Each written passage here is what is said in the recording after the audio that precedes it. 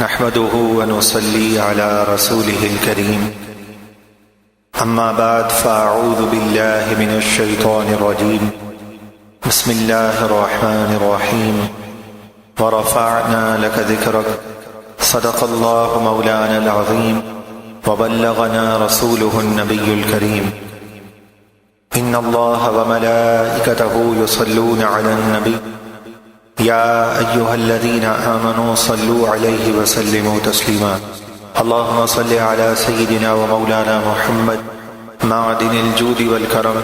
وآله وصحبه وبارك وسلم صلاة وسلاما عليك يا سيدي يا سيدي يا رسول الله فإن من جودك الدنيا وذرتها ومن علومك علم اللوح والقلم مولاي صل وسلم دائما ابدا على حبيبك خير الخلق كلهم يا من يشفع عند حضرة طه اشفع لنا يا أوجه الشفعاء نظرت إلى بلاد الله جمعا كخردلة على حكم اتصالي مولاي صل وسلم دائما ابدا على حبيبك خير الخلق كلهم خالق کائنات جل جلالہ وعم نوالہ کا بے حد احسان ہے، اسی کی توفیق ہے کہ ان حالات میں بھی ہم اس کے دربار میں جمع ہیں۔ رب العالمین ہم سب کی حاضری کو اپنی بارگاہ میں شرف قبولیت عطا فرمائے، اور اللہ تبارک و تعالی ہمارے شہر کے حالات کو بہتر فرمائے، اور جو ان حالات میں اپنے گھروں سے باہر آتے ہیں دین کی محبت کی خاطر، اللہ تبارک و تعالی ہم سب کو دنیا آخرت کی خیر، سلامتی، عزت، رفعت اور بلندی ہم سب کو عطا فرما دے۔ قرآن مجید فرقان حمید اللہ تبارک و تعالی کا وہ عظیم کلام ہے کہ جس کلام کی عظمتوں اور رفعتوں اور بلندیوں کا کیا کہنا، کہ قرآن مجید فرقان حمید کے معانی اور مطالب پر جب انسان غور کرتا ہے اور اس سچی کتاب سے جب انسان اپنے آپ کو وابستہ کر لیتا ہے تو اس کے دل کی دنیا بدل جاتی ہے۔ جس پر اللہ تبارک و تعالی کا فضل ہوتا ہے اسے احساس کی نعمت بھی نصیب ہوتی ہے کہ قرآن مجید فرقان حمید نے کس کس انداز سے اپنے ماننے والوں کو عظیم ترین پیغام عطا فرمائے ہیں، اور قرآن مجید فرقان حمید کے نور سے جب انسان منور ہو جائے، اللہ تبارک و تعالی کی سچی کتاب سے حقیقتاً اپنے آپ کو وابستہ کر لے تو یقیناً انسان کی دل کی آنکھیں کھل جاتی ہیں، اور جب یہ دل کی آنکھ کھل جائے تو جب آنکھ کھلتی ہے انسان کے لیے سویرا ہوتا ہے، یعنی جب انسان کو احساس بیدار ہو جائے، انسان کو اپنے کیے پر، اپنی غلطی پر جب احساس بیدار ہو جائے تو انسان کے لیے یہ وہی لمحہ ہوتا ہے کہ پھر یہ آنکھ جب کیا کھلتی ہے اس کے لیے سویرا ہوتا ہے، اور اس کی بقیہ زندگی اس انداز سے گزرتی ہے جس طرح اس کا خالق اور مالک چاہتا ہے۔ یہ انسان کو کب میسر ہوتا ہے، انسان کی آنکھیں کب کھلتی ہیں، یہ اللہ تبارک و تعالی کے فضل پر موقوف ہے۔ قرآن مجید فرقان حمید میں غور کرنے سے، اللہ تبارک و تعالی کی کتاب سے اپنے آپ کو قریب کرنے سے انسان کی آنکھیں کھلتی ہیں۔ قرآن مجید فرقان حمید نے انسان کی پیدائش کا ذکر کیا، انسان مختلف مراحل سے جو گزرتا ہے، اور ان لوگوں کو تنبیہ کی گئی کہ جو مرنے کے بعد اٹھنے کے قائل نہیں، اور انہیں یہ اچنبھا سا محسوس ہوتا ہے کہ انسان مرنے کے بعد کیسے اٹھے گا، تو قرآن مجید فرقان حمید نے ایسے لوگوں سے کیا فرمایا، یا ایھا الناس ان کنتم فی ریب من البعث فانا خلقناکم من تراب، اے لوگو تم اس بات میں شک کرتے ہو کہ مرنے کے بعد پھر تمہیں دوبارہ زندہ ہونا ہے، تو آؤ تم غور کر لو کہ ابتدائی مراحل سے ہم تمہیں بتاتے ہیں کہ تمہاری ابتدا کہاں سے ہے۔ من تراب، تمہاری ابتدا مٹی سے ہے۔ جد اعلیٰ حضرت آدم علیہ السلام کو مٹی سے بنایا گیا۔ ثم من نطفۃ ثم من علقہ ثم من مضغہ، اس کے بعد نطفے کا ذکر کیا گیا، اس کے بعد گوشت کے لوتھڑے کا ذکر اور تذکرہ کیا گیا۔ اور قرآن مجید فرقان حمید نے جن اسٹیجز کا ذکر کیا ہے، آج جو بظاہر قرآن سے دور ہیں وہ بھی حیران ہوتے ہیں، اور بعض تو ایسے ہیں جب وہ قرآن کی ان آیات پہ غور کرتے ہیں تو اللہ تبارک و تعالی انہیں ایمان کی نعمت سے مالا مال فرما دیتا ہے۔ وہ کہتے ہیں ہماری سائنس تو بہت دیر کے بعد وہاں پہنچی ہے، اور اس سچی کتاب میں تو پہلے ہی سے وہ تمام پردوں سے، وہ تمام مشکلوں سے، حجابات کو، پردوں کو ہٹا دیا گیا ہے، اور قرآن مجید فرقان حمید نے کھول کھول کر بیان کر دیا۔ قرآن مجید فرقان حمید نے جہاں ابتدا کا ذکر کیا اور انسان کی ابتدا کس سے ہوئی اس کا ذکر کیا، تو پھر آگے ارشاد فرمایا کہ پھر تم میں سے وہ بھی ہے کہ جسے ہم جوانی تک پہنچاتے ہیں، وَمِنْكُمْ مَنْ يُتَوَفَّى، اور کوئی وہ ہوتا ہے کہ اس جوانی کی دہلیز پر قدم رکھنے سے پہلے ہی اس دنیا سے رخصت ہو جاتا ہے۔ وَمِنْكُمْ مَنْ يُرَدُّ إِلَىٰ أَرْذَلِ الْعُمُرِ لِكَيْ لَا يَعْلَمَ مِنْ بَعْدِ عِلْمٍ شَيْئًا، اور فرمایا کوئی جوانی تک بھی پہنچتا ہے، اور قرآن مجید فرقان حمید نے ارشاد فرمایا پھر ارذل العمر، انسان اپنی زندگی کے سب سے کمزور ترین حصے میں پہنچتا ہے، لِكَيْ لَا يَعْلَمْ مِن بَعْدِ عِلْمٍ شَيْئًا، اس حصے میں، بڑھاپے کے اس عالم میں پہنچتا ہے کہ وہ جانتے ہوئے بھی کچھ نہیں جانتا، اس کے اعضاء ساتھ نہیں دیتے، کمزوری اس پر غالب آ جاتی ہے، اور اس کی حالت یہ ہوتی ہے کہ بھولنا اس کا معمول بن جاتا ہے۔ یہ ارذل العمر جو ہے انسان کی زندگی کا سب سے آخری حصہ یا کمزور ترین حصہ، جس کے اندر عام طور پر آپ نے بھی سنا ہوگا لوگ یہی کہتے ہیں کہ ایک بوڑھا اور بچہ پھر برابر ہو جاتا ہے، اور اس کی حرکتیں بھی ایسی ہو جاتی ہیں کہ انسان حیران ہو جاتا ہے کہ آج اسے کیا ہو گیا۔ یہ وہی تواں شخص تھا جس کے ساتھ اس قدر صلاحیتیں وابستہ تھیں،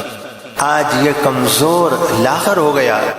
یہ وہی شخص ہے جو تھوڑی سی بات ہوتی تھی تو تہہ تک پہنچ جاتا تھا، آج کئی بار اس کے سامنے ذکر کیا جاتا ہے اسے احساس بھی نہیں ہوتا۔ تو انسان کی زندگی کا ایک وہ حصہ آتا ہے، اور احادیث طیبہ میں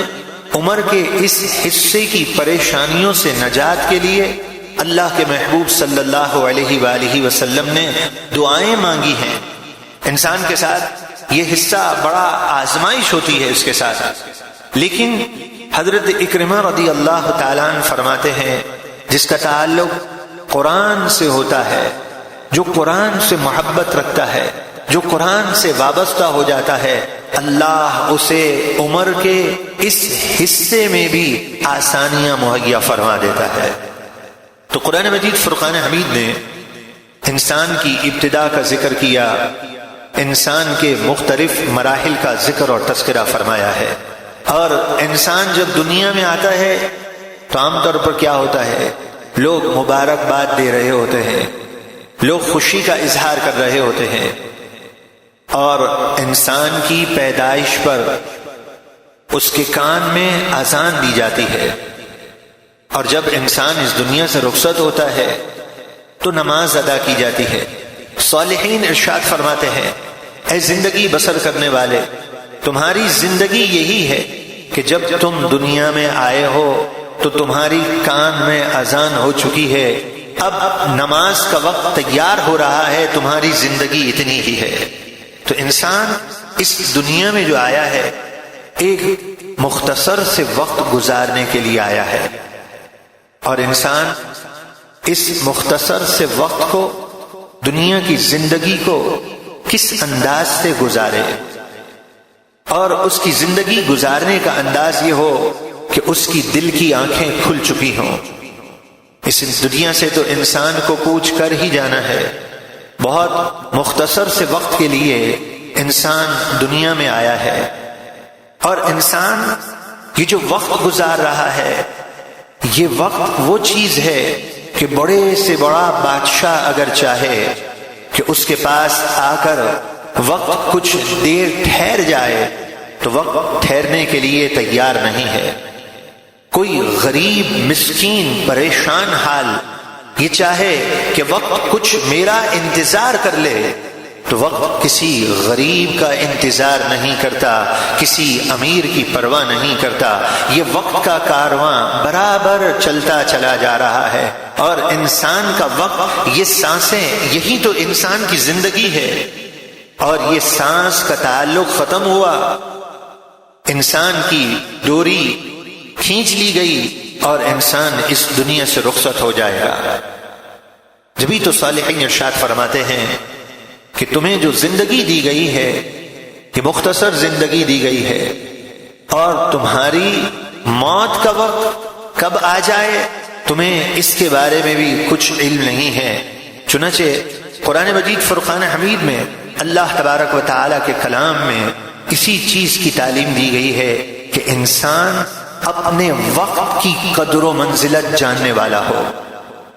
اور وقت کی قدر و منزلت قرآن مجید فرقان حمید نے کس انداز سے پیش کی۔ مثلا ایک مقام پر ارشاد فرمایا، ان الصلاۃ کانت علی المؤمنین کتابا موقوتا، بے شک نماز مومنوں پر اوقات مقررہ میں فرض کی گئی ہے۔ وقت اگر انسان گزار دے اور پھر وہ نمازیں ادا کرتا رہے تو وہ نماز جو اس نے وقت گزار کر بعد میں پڑھی ہے اس درجے پہ کبھی بھی نہیں پہنچ سکتا۔ وقت کی اہمیت کا اندازہ قرآن مجید فرقان حمید سے کوئی لگائے، والشمس تجری لمستقر لها ذلك تقدیر العزیز العلیم، فرمایا والقمر قدرناہ منازل حتی عاد کالارجون القدیم، سورج چاند کے بارے میں، ان کی رفتار کے بارے میں، وہ کس مدار میں گھومتے ہیں اس کے بارے میں ذکر کیا گیا۔ جس طرح انہیں طلوع ہونا ہے وہیں سے طلوع ہوگا، جہاں اسے غروب ہونا ہے وہیں پر وہ غروب ہوتا ہے، ایک لمحے کی تاخیر نہیں ہوتی۔ آج کی تاریخ میں آپ دیکھ لیجئے، آج کی تاریخ نوٹ کر لیجئے، زندگی بیت جائے گی، یہی تاریخ ہوگی، اسی تاریخ میں اسی لمحے جب سورج نکلنا ہے اسی لمحے سورج نکلے گا۔ اسی تاریخ میں آپ غور کر لیجئے، پوری زندگی غور کرتے رہیے، آج کی تاریخ کو نوٹ کیجئے، جب غروب ہونا ہے اسی میں غروب ہوگا۔ وقت کی اہمیت کس قدر ہے کہ ایک نظام چل رہا ہے۔ وقت ذالک تقدیر العزیز العلیم، یہ مقرر کیا ہوا اندازہ کس کی طرف سے ہے؟ عزیز، غالب، علیم، بہت زیادہ جاننے والے کی طرف سے ہے۔ اور اللہ کے محبوب صلی اللہ علیہ وآلہ وسلم نے خود وقت کی اہمیت کو اس عظیم انداز میں لوگوں کو متعارف کروایا، اور اللہ کے محبوب صلی اللہ تعالی علیہ وآلہ وسلم نے لوگوں کو وقت کی قدر و منزلت جاننے کا درس دیا۔ چنانچہ نبی پاک صلی اللہ تعالی علیہ وآلہ وسلم ارشاد فرماتے ہیں، جنت میں اہل جنت کو حسرت نہ ہوگی، لیکن اگر انہوں نے اپنی زندگی کا کوئی لمحہ اللہ کی یاد کے بغیر گزارا ہوگا تو انہیں اس کی حسرت ہوگی۔ زندگی کے لمحات، وقت کی قدر و منزلت اللہ کے محبوب صلی اللہ علیہ وآلہ وسلم نے کس انداز سے لوگوں میں متعارف کروائی ہے کہ زندگی بسر کرنے والے، اس زندگی کو اللہ تبارک و تعالی کی طرف سے ایک امانت جاننا، تم اسے معمولی چیز نہیں سمجھنا، اس لیے کہ حدیث پاک میں ارشاد ہے ہر روز یہ صدا کی جاتی ہے اور ہر روز پکار کر یہی کہا جاتا ہے. اور کس انداز میں کہا جاتا ہے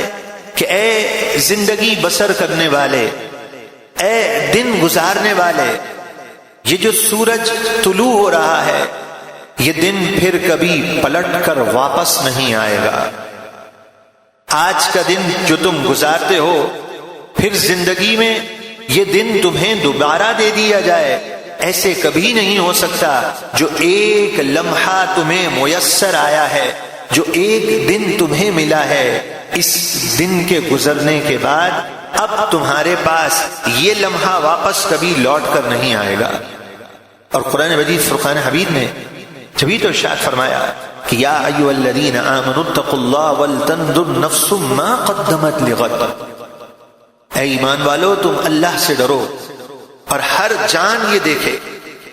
کہ ما قدمت لغد، تم نے آگے کے لیے کیا بھیجا ہے، قیامت کی تیاری تم نے کس انداز سے کی ہے. اس لیے کہ جو ایام اور جو دن گزر رہے ہیں یہ ایام اور دن پھر دوبارہ واپس لوٹ کر نہیں آنے. امام فخر الدین رازی رحمت اللہ تعالی علیہ فرماتے ہیں کہ مجھے سورہ عصر کی تفسیر ایک برف بیچنے والے نے سکھا دی. برف بیچنے والا قرآن کی تفسیر جلیل القدر مفسر کو کیسے سکھا سکتا ہے؟ آپ فرماتے ہیں وہ برف بیچ رہا تھا اور میں اس کے انداز سے سورہ عصر کی تفسیر معلوم کر رہا تھا. برف بیچنے والا کہہ رہا تھا جلدی کرو، برف پگھل رہی ہے، آؤ پگھل رہی ہے. تو آپ نے فرمایا یہ برف کا پگھلنا کیا ہے؟ فرمایا والعصر ان الانسان لفی خسر. یہ برف کا پگھلنا یہ ہے کہ بڑی تیزی سے انسان کی زندگی کے لمحات گزرنا ہے. جس طرح یہ برف تیزی سے پگھل رہا ہے اس طرح انسان کی زندگی کے لمحات تیزی سے گزر رہے ہیں. اور فرمایا الا الذین آمنوا، ہاں جو ان لمحات کی قدر کرنے میں کامیاب ہو گیا، جس نے اپنے آپ کو سنبھال لیا اور جس نے اپنے وقت کی قدر کر لی، فرمایا ایسے ہی لوگ نجات پانے والے ہیں. تو قرآن مجید فرقان حمید کی آیات کریمہ اس کے علاوہ بھی انسان کو اس بات پر جھنجھوڑتی ہیں کہ اے وقت گزارنے والے، دنیا کے اندر اپنے آپ کو مست کرنے والے، اس بات کو جان لو کہ وَمَا الْحَيَاةُ الدُّنْيَا إِلَّا مَتَاعُ الْغُرُورِ، کہ دنیا کی زندگی یہ دھوکے کا سامان ہے. دنیا کی زندگی یہ وقت بڑی تیزی سے انسان گزار لے گا اور انسان کو اس چیز کا احساس بھی نہیں ہوگا کہ وہ کس طرح اپنے وقت کو گزار رہا ہے، اور انسان ایک روز اس دنیا سے رخصت ہو جائے گا. نبی پاک صلی اللہ تعالی علیہ وآلہ وسلم نے وقت کی اہمیت پر درس دیا. قرآن مجید فرقان حمید کی آیات کا نزول محبوب علیہ الصلوۃ والسلام کے قلب اطہر پر ہوا. چنانچہ نبی پاک علیہ الصلوۃ والسلام کی صحبت پانے والے صحابہ علیہم رضوان وہ وقت کی قدر و منزلت اور وقت کی اہمیت کو کس انداز سے لوگوں میں بیان کرتے تھے. چنانچہ سیدنا ابو بکر صدیق رضی اللہ تعالیٰ عنہ نے فرمایا لوگوں تمہارا کاروان زندگی دن بدن موت کی طرف رواں دواں ہے اور موت کا علم تم سے مخفی رکھا گیا ہے، لہذا اچھے اعمال کرتے ہوئے موت کی آگوش میں پناہ گزین ہو سکتے ہو تو ایسا ہی کرو. اور ایسا کب ممکن ہے؟ آپ فرماتے ہیں یہ اللہ تبارک و تعالی کی توفیق سے ہی ممکن ہے. آپ فرماتے ہیں لوگوں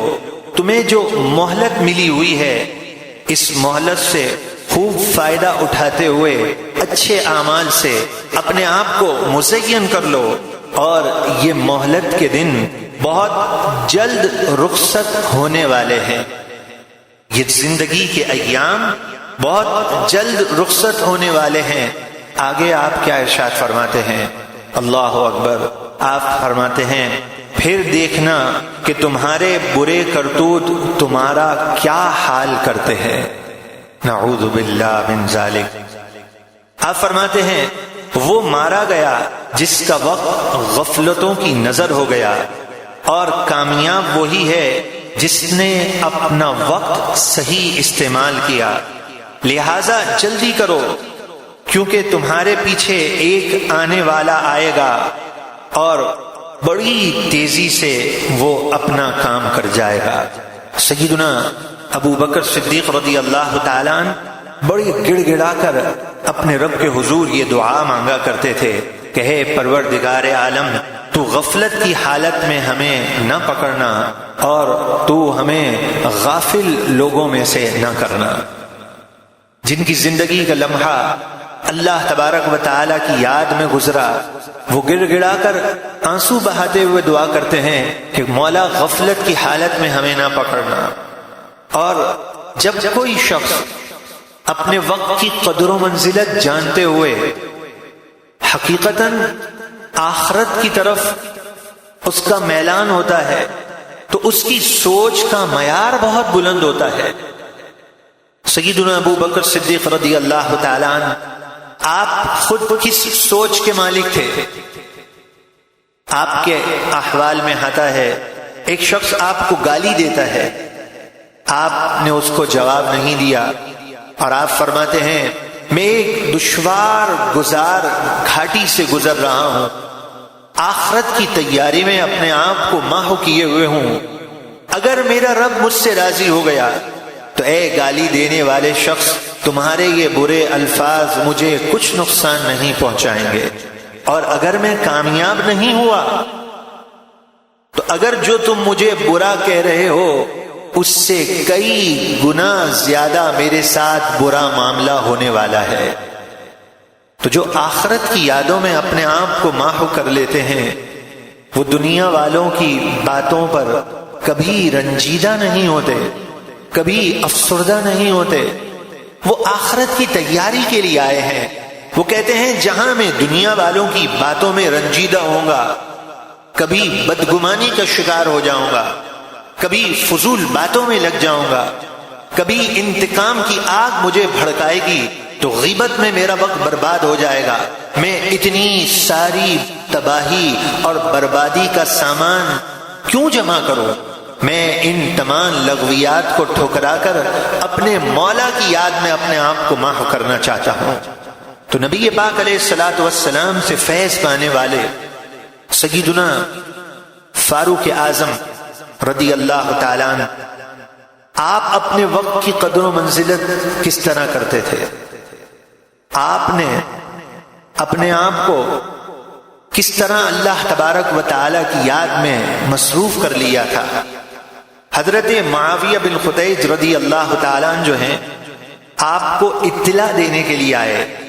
اور یہ اطلاع کون سی تھی کہ آپ کو یہ اطلاع دی جائے کہ اللہ تبارک و تعالیٰ نے عظیم الشان فتح عطا کر دی ہے اور ایک بہت بڑا شہر فتح ہو گیا۔ لیکن جب آپ یہ اطلاع دینے کے لیے پہنچتے ہیں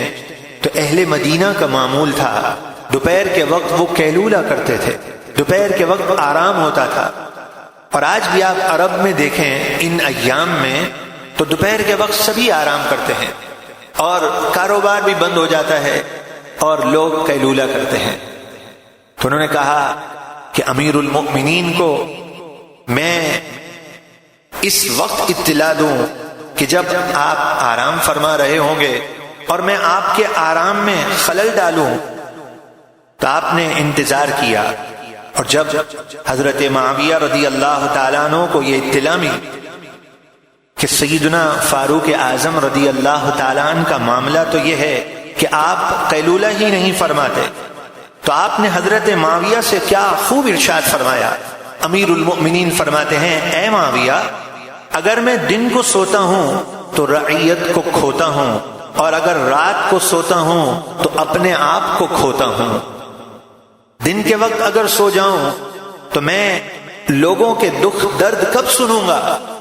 لوگ آ کر مجھ سے کب ملاقات کریں گے، اور اگر رات کو میں سو جاتا ہوں تو میں رب کا بندہ ہو کر رب کی یاد سے ہی غافل ہو جاؤں، اور میں اپنے رب کی یاد کو بھلا دوں تو پھر تو میں اپنے آپ کو سوتا ہوں۔ سو اے معاویہ، اس طرح تو میں اپنے آپ کو ضائع کر دوں گا، اپنے آپ کو کھوتا ہوں۔ تو آپ فرماتے ہیں معاویہ ذرا بتاؤ، جسے ان دونوں حقوق کی پڑی ہو اسے بھلا نیند کب آ سکتی ہے؟ وقت کے بادشاہ ہیں، امیر المؤمنین ہیں، ایک عام شخص بھی آئے تو ملاقات کر سکتا ہے، خاص آدمی چاہے تو وہ بھی مل سکتا ہے۔ دین تو اسی چیز کا نام ہے، اور رسول پاک علیہ الصلوۃ والسلام جو دین لے کر آئے ہیں، اس دین کا معیار اور اس دین کا انداز یہی ہے کہ کوئی چاہے کتنے ہی بڑے سے بڑا آدمی کیوں نہ ہو، اس سے جب کوئی چاہے ملاقات کر کے حقیقت حال سے اسے آشنا کر سکتا ہے۔ دین نے یہی سکھایا ہے، جو رسول پاک دین لے کر آئے ہیں، اگر اس دین کو سمجھنا ہے تو وہ دین تو یہی ہے۔ اب انسان اپنے آپ کو نہ بدلے اور دین بدلنا چاہے تو دین تو وہی ہے جو فاروق اعظم رضی اللہ تعالیٰ عنہ فرماتے ہیں کہ اگر دن کے وقت میں آرام کرتا ہوں تو پھر میں اپنی رعیت کو کھو دیتا ہوں۔ یہ ہے زندگی گزارنے کا انداز، تو بھلا پھر اسے نیند کیسے آ سکتی ہے؟ حضور محدث ملت رحمت اللہ تعالی علیہ جامعہ اشرفیہ انڈیا میں جو ہمارا بڑا مشہور مدرسہ ہے، اس کے محتمم میں 80 سال آپ کی عمر، تعمیرات کا کام جاری تھا، سفر کرتے تھے، بیانات کرتے تھے، اور بخاری شریف کی ایک جلد، دونوں جلدیں آپ مکمل فرماتے تھے، اور زندگی کا آخری دن تھا، اس دن بھی آپ نے درس دیا۔ جب نقاہت بڑھ گئی، کمزوری بڑھ گئی، کہا حضور آپ کچھ آرام کر لیجئے، تو آپ نے جواب ارشاد فرمایا جب میں دین کا کام کرتا ہوں تو میرا رب مجھے راحت اور سکون عطا فرما دیتا ہے۔ اور آپ فرماتے تھے زمین کے اوپر کام اور زمین کے نیچے آرام۔ کتنا پیارا ارشاد ہے، زمین کے اوپر کام کرنا ہے اور زمین کے نیچے آرام کرنا ہے۔ انسان پھر آرام سے سوتا رہے گا۔ اس دنیا میں اسے ایک بار ہی تو موقع ملا ہے کہ وہ اپنی صلاحیتوں کو بروئے کار لائے، وہ اپنے وقت کی قدر و منزلت کو جاننے والا ہو، وہ اپنے وقت کو دین کی خاطر استعمال کرتے ہوئے اس مقام پر پہنچ جائے کہ پھر اس کی محبت کا معیار اللہ اور اس کے رسول کی خاطر ہو۔ وہ اگر کہیں بیٹھتا بھی ہے تو اللہ کے لیے بیٹھتا ہے، کسی سے ناراض بھی ہوتا ہے، کسی سے نفرت بھی کرتا ہے تو محض اللہ کے لیے کرتا ہے۔ رسول پاک علیہ الصلوۃ والسلام جو دین لے کر آئے وہ یہی ہے کہ تم اپنی زندگی کا معیار یہی بنا لو کہ محبت اور الفت ہے تو اللہ کے لیے ہے، اور اگر دور رہنا ہے تو اللہ کے لیے ہے۔ اور جو اس انداز سے اپنے آپ کو سنوار لیتا ہے اسے پھر کیا برکات ملتی ہیں۔ اللہ اکبر۔ حدیث پاک میں ایسے لوگوں کے لیے کیا ارشاد فرمایا گیا ہے۔ تو نبی پاک صلی اللہ علیہ وآلہ وسلم کی صحبت پانے والوں کا ذکر ہو رہا ہے کہ وہ اپنے وقت کی قدر و منزلت کس انداز میں کرتے تھے، اور اللہ کے لیے محبت کی جائے تو کیا ملتا ہے۔ یہ دونوں عنوان حضرت معاذ بن جبل رضی اللہ تعالیٰ عنہ کے تذکرے میں ہمیں مل جائیں گے۔ حضرت معاذ بن جبل رضی اللہ تعالیٰ عنہ انتھک محنت اور کوشش کرتے تھے، علم کی راہ میں آپ نے بڑا مرتبہ اور مقام پایا ہے، یہاں تک کہ اللہ کے محبوب صلی اللہ علیہ وآلہ وسلم فرماتے ہیں کہ میری اس امت میں اگر حلال اور حرام جاننے کا سب سے بڑا کوئی عالم ہے تو فرمایا وہ معاذ بن جبل رضی اللہ تعالیٰ عنہ ہے۔ اور آپ کا جب وصال ہوا آپ کی عمر صرف 33 سال ہے۔ چنانچہ حضرت ابو ادریس خولانی بیان کرتے ہیں کہ میں دمشق کی جامع مسجد میں تھا، میں نے دیکھا اہل علم کا ایک جمع غفیر ہوتا ہے، نورانی چہرے والے وہاں جمع ہوتے ہیں،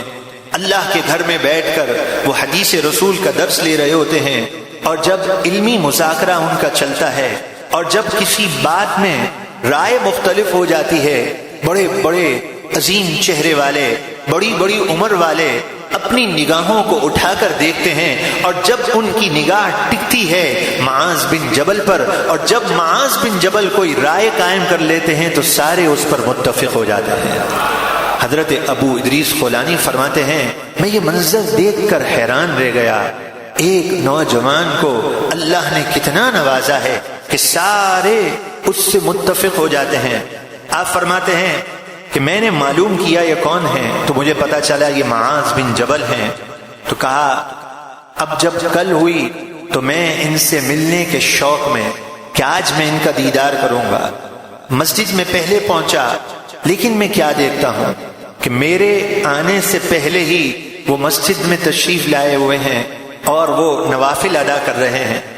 جب میں ان کے قریب ہو گیا، نماز ختم کرنے کا انتظار کرنے لگا،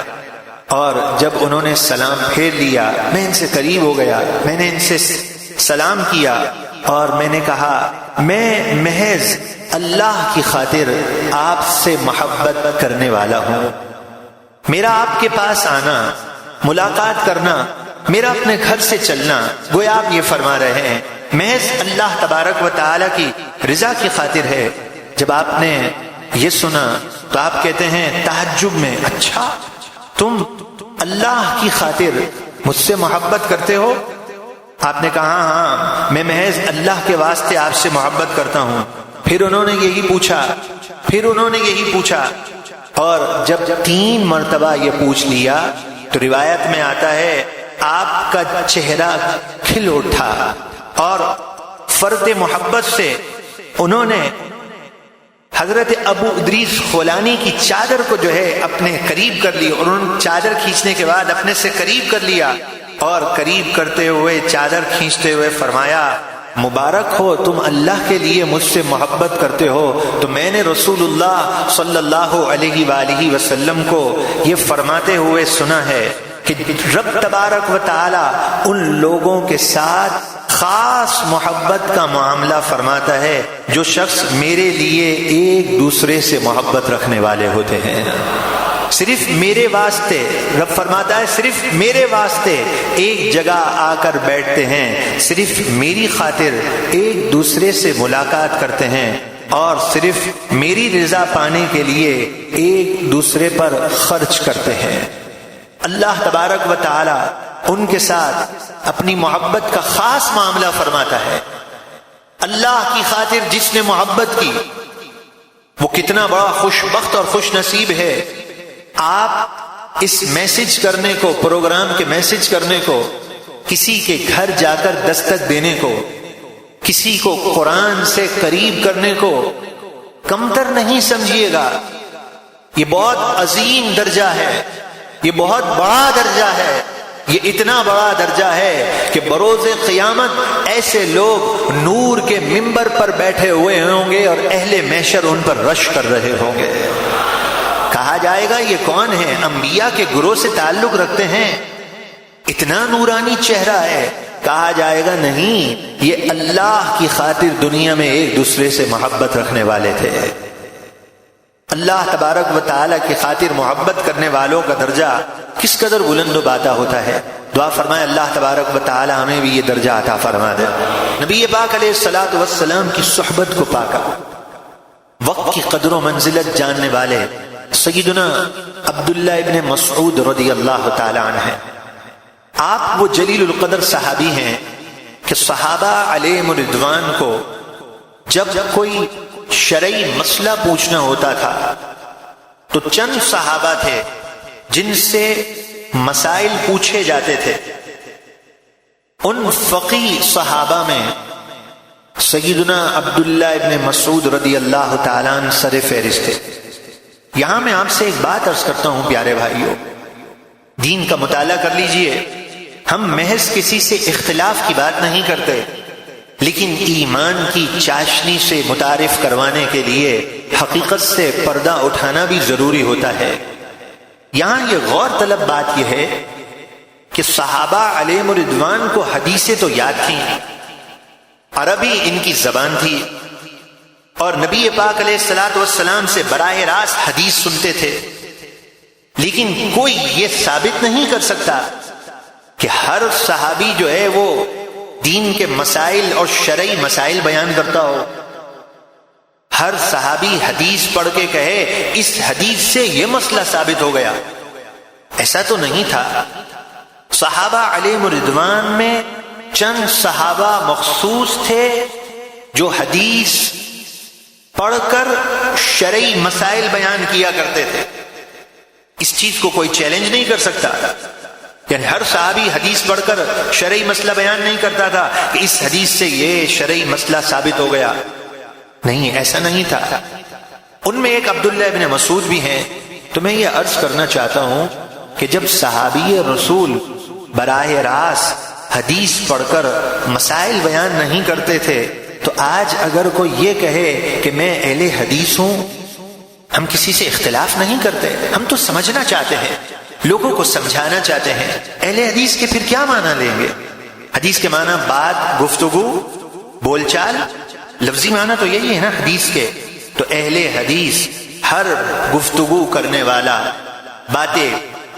کرنے والا اور بہت معذرت کے ساتھ گپ شپ بھی لگانے والا پھر تو اہل حدیث کہلائے گا. بھئی گپ شپ بھی لگاتا ہے وہ بھی باتیں ہی کرتا ہے. تو پھر اہل حدیث کے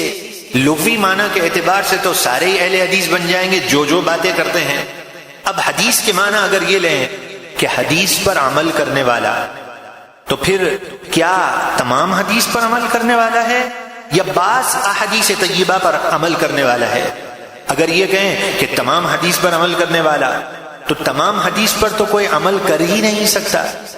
اس لیے کہ اگر تمام حدیث پر عمل کیا جائے تو حدیث میں آتا ہے اللہ کے محبوب صلی اللہ علیہ وسلم اس طرح گواہی دیتے تھے کہ میں گواہی دیتا ہوں اللہ کے سوا کوئی معبود نہیں، وانی رسول اللہ، اور میں اللہ کا رسول ہوں. تو کیا ساری حدیث پر عمل کرنے والا معاذ اللہ اب یہ کہے گا؟ وہ الفاظ بھی میں تو نہیں کہہ سکتا.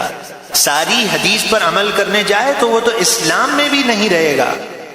وہ کہے اس حدیث پر میرا عمل ہے، حدیث کے یہ الفاظ ہیں، میں بھی یہی کہتا ہوں کہ میں گواہی دیتا ہوں اللہ کے سوا کوئی معبود نہیں، اور اگلا جملہ بھی کہہ دے جو رسول اللہ اپنے لیے فرماتے تھے. تو ساری حدیث پر تو عمل ہو نہیں سکتا. اب بعض حدیثیں ہیں اس پر عمل ہو گیا، بعض حدیثوں پر عمل ہوگا، تو اس میں ایک دو کی تو خاصیت نہیں ہے، تخصیص نہیں ہے. سارے ہی مسلمان اہل حدیث ہیں، کتنا ہی گناہگار کیوں نہ ہو، ایک دو حدیث پر تو وہ بھی عمل کرتا ہوگا. گناہگار سے گناہگار شخص بیٹھ کر پانی کبھی پی لیا، حدیث پہ عمل ہو گیا، کسی نہ کسی حدیث پر تو وہ عمل کرتا ہوگا. تو اس طرح تو پھر سارے ہی مسلمان اہل حدیث ہو گئے. تو جتنے مسلمان ہیں سب اہل حدیث. تو نام اہل حدیث رکھنے سے اہل حدیث نہیں ہوتا. اہل حدیث جو قرآن اور حدیث جانتے ہیں ان سے پوچھئے یہ اہل حدیث کتنا بڑا درجہ ہے جسے ہزاروں حدیثیں یاد ہوں، معانی، بدیع، علوم، صرف، نحو، منطق، فلسفہ اگر چھوڑ بھی دیں تو کئی علوم پر اسے دسترس حاصل ہو، اور کتنے علوم کا وہ جامع ہو، اسے اہل حدیث کہیں. حدیث پر جس کی اتنی گہری نظر ہو، محدثین اسے اہل حدیث کہتے تھے. اور آج کسی نے اردو میں 2 حدیثیں یاد کر لی تو وہ کہے میں اہل حدیث بن گیا. تو عبداللہ ابن مسعود رضی اللہ تعالیٰ عنہ یہ وہ صحابی ہیں جو حدیث رسول سے مسائل استنباط کرتے تھے، مسائل نکالتے تھے اور پھر لوگوں میں بیان کیا کرتے تھے، صحابہ علیہم رضوان میں بیان کیا کرتے تھے. جب اتنی عظیم ہستی ہیں، اس قدر بلند و بالا مقام ہے، تو پھر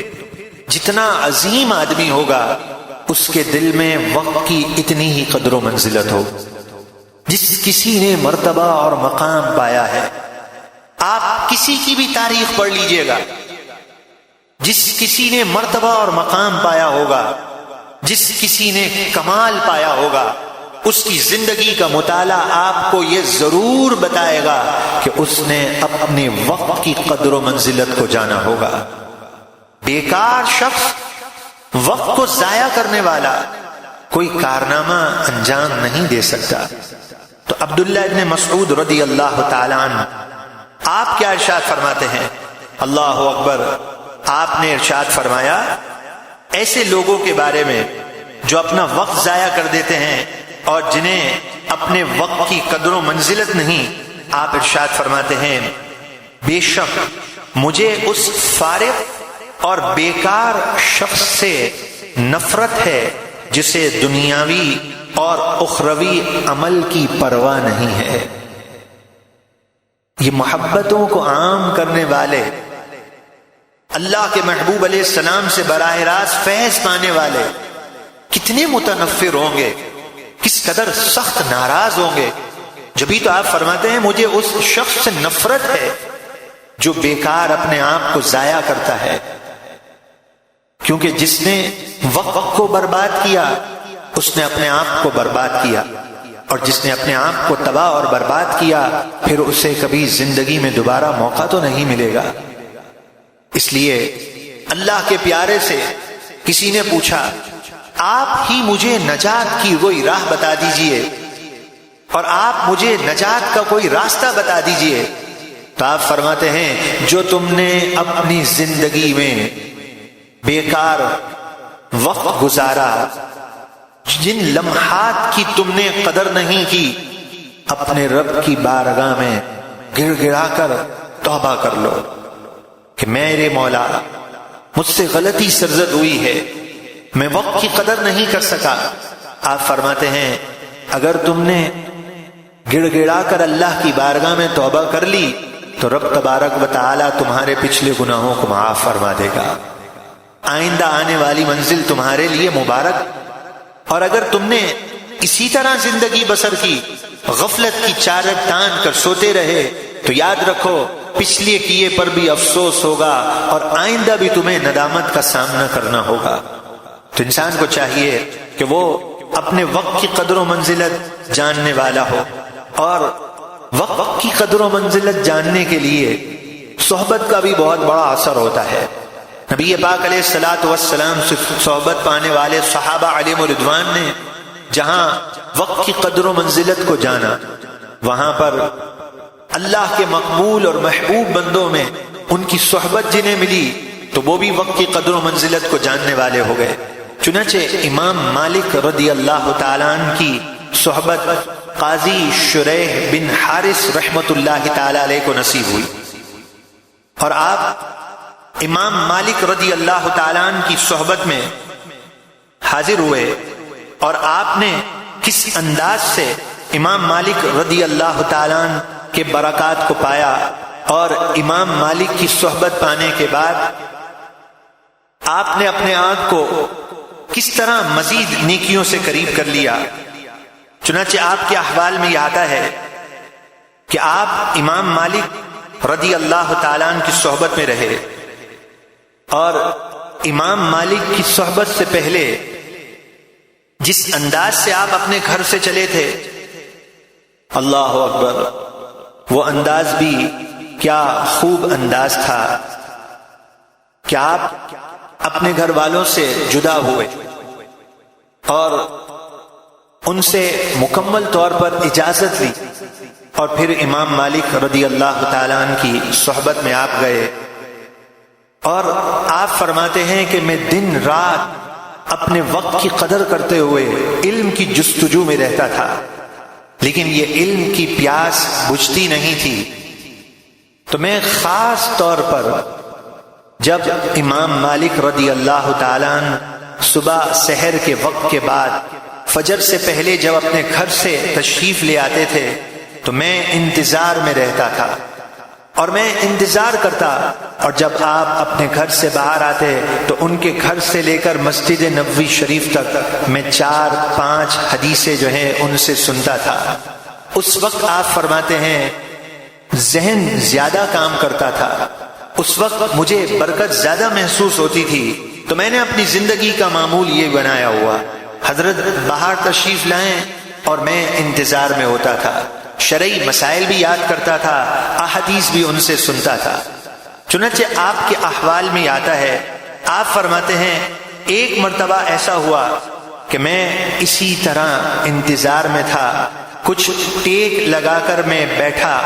اور میری آنکھ میں نیند اتر آئی اور میں وہیں سو گیا۔ اسی دوران امام مالک رحمت اللہ تعالی علیہ مسجد کے لیے نکل گئے اور مجھے اس کا شعور نہ ہو سکا، میں نہیں پہچان سکا، جان سکا کہ آپ کب جو ہیں اپنے گھر سے تشریف لے کر آئے ہیں۔ کہتے ہیں تھوڑی دیر گزری تھی کہ آپ کی خادمہ سیاہ فام، اس نے مجھے بیدار کیا اور کہا کہ تمہارے آقا یعنی امام مالک جو ہیں دیر ہوئی مسجد کو جا چکے ہیں، اور وہ تمہاری طرح غافل اور لاپرواہ نہیں ہیں، بلکہ انہیں وقت کا کافی خیال ہوتا ہے اور وہ اپنے معمولات کے بہت پابند ہیں۔ اور وہ کہتی ہیں آج کوئی